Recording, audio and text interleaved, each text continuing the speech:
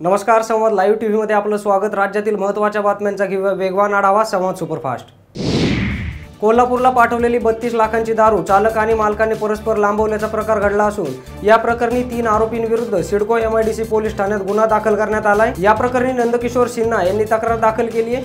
सिन्हा यांनी त्यांच्या transport company मार्फत शिवनेरी ट्रान्सपोर्टच्या मदतीने शुक्रवारी चिकलठाणा MIDC येथील युनायटेड स्पिरिट कंपनीमधून ट्रकमध्ये विविध दारूंचे 555 बॉक्स भरले होते। एकूण 32,16,000 रुपयांची ही दारू आहे। शिवनेरी ट्रान्सपोर्टच्या मालकाने आधुनिक ट्रान्सपोर्टमध्ये फोन करून दारूचा साठा असलेला ट्रक चोरीला गेल्याची माहिती दिली।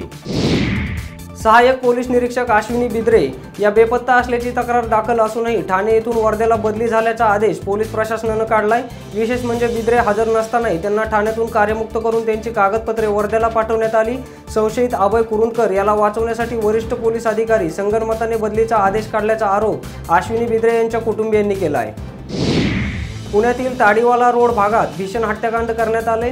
पतीने घरगुती वादातून पत्नी आणि 2.5 वर्षाच्या मुलीची धारदार शस्त्राने भोसकून निर्गुण हत्या केली आहे। बंड गार्डन पोलीस स्टेशनच्या हद्दीत मंगळवारी पहाटे 5 वाजण्याच्या सुमारास हा प्रकार घडलाय। ताडीवाला रोड परिसरात झोपडपट्टीत हे हत्याकांड घडले। आरोपी पती आयाज शेख याने पत्नी आणि 2.5 वर्षाची मुलगी या दोघांची धारदार शस्त्राने हत्या केली आहे। या घटनेची माहिती कळताच बंड गार्डन पोलीस ठाण्याचे पोलीस अधिकारी घटनास्थळी पोहोचले असून त्यांनी तेथून चाकू जप्त केलाय। या प्रकरणी पोलिसांनी आरोपी पतीला ताब्यात घेतले।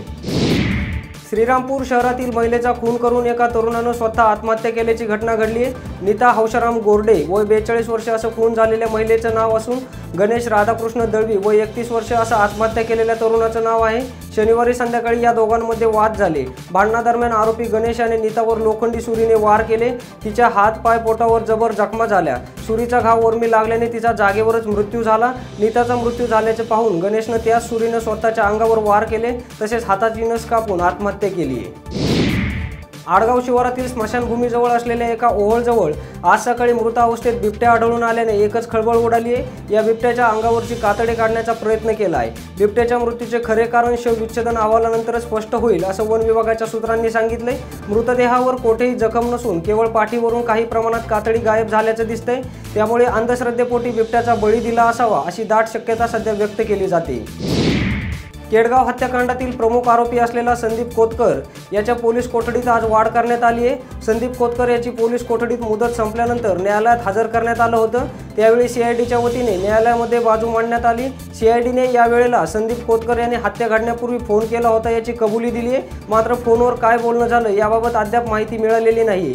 त्यामुळे कोतकरच्या तपासासाठी पोलीस कोठडी द्यावी असा युक्तिवाद न्यायालयामध्ये मांडण्यात आला होता। त्यानुसार 23 तारखेपर्यंत पोलीस कोठडीत ठेवण्याचे आदेश न्यायालयाने दिलेत।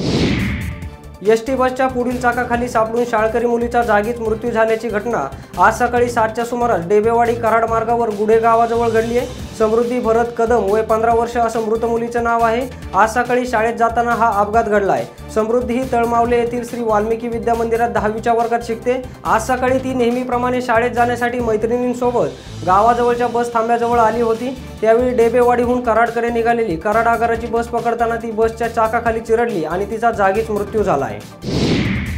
श्रीगोंदा नगरपालिकेच्या निवडणुकीच्या पार्श्वभूमीवर कायदा आणि सुव्यवस्था राखण्यासाठी फौजदारी प्रक्रिया संहिता 1973 कलम 144(2) प्रमाणे प्रतिबंधात्मक आदेश काढण्यात आलेत। श्रीगोंदे पोलीस ठाण्याचे पोलीस निरीक्षक दौलतराव जाधव यांनी 142 जणांना शहरातून हद्दपार करण्याची यादी सादर केली होती। मात्र प्रांत अधिकारी दानेज यांनी त्यातील 86 जणांना क्लीन चिट देत त्यांची नावे हद्दपारीतून वगळलेत। हद्दपार केलेल्यांमध्ये सुनील वाळके आणि नाना कोथिंबिरे या 2 नगरसेवकांचा समावेश असल्याचं पोलीस निरीक्षक जाधव यांनी सांगितले। नवीन घडामोडी पाहण्यासाठी पाहत राहा संवाद लाईव्ह टीव्ही। धन्यवाद। राज्यभरात झपाट्याने विस्तारत असलेल्या संवाद लाईव्ह टीव्ही साठी पूर्ण वेळ प्रतिनिधी नेमणे आहे।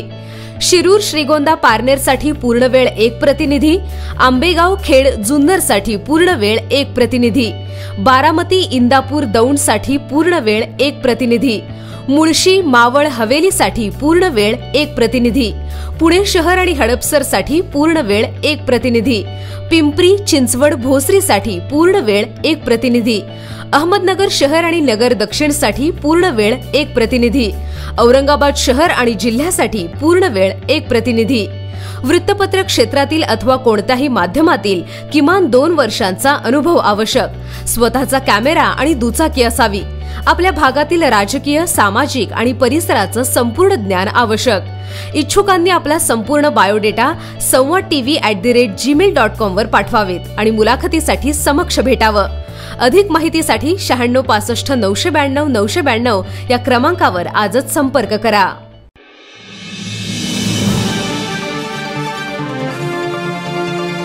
संवाद लाईव्ह टीव्ही, आपला विश्वास, आपलं चॅनल।